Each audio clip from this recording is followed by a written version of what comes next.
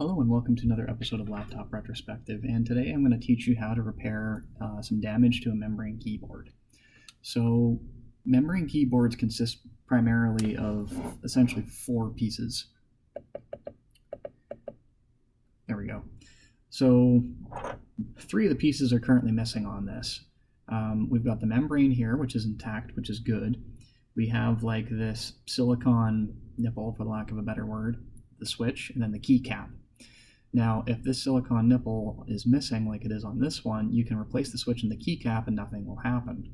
But if the membrane's intact, if you tap on this area, it'll actually still work. So you can replace this two ways. You can replace the entire keyboard deck, and you'll have to do that if the membrane's actually damaged. But if the nipple has just been removed, it actually can be transplanted. So what I have here is another keyboard that we are going to use as the donor, and we will start with using our pry tool to remove the keycap.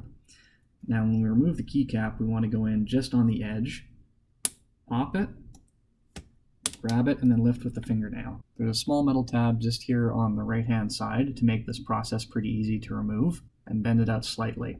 Once we've done that, it's trivial to just lift this up and out.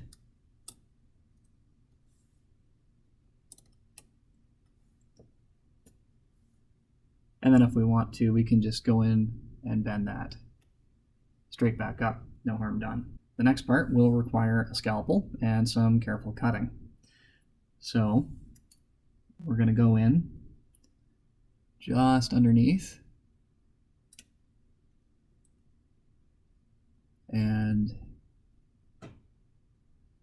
cut that membrane. Now you don't need to worry about damaging anything underneath because this is from a donor keyboard, so we're not going to ever need to use it again. Okay,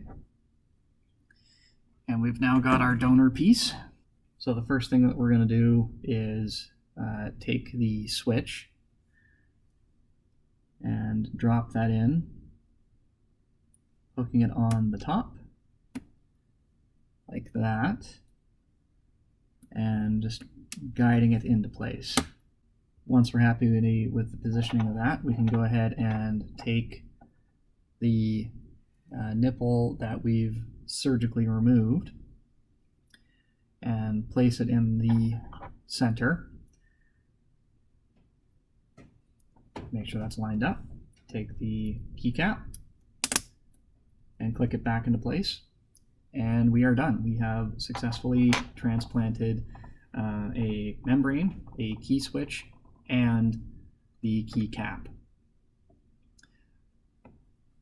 All right, ladies and gentlemen, so that's everything for today. If you enjoy this sort of content and want to see more field repairs, I'm going to leave the big four right here. Please like the video, share, subscribe, and hit the notification bell so next time when I do a field repair, you'll be the first to know.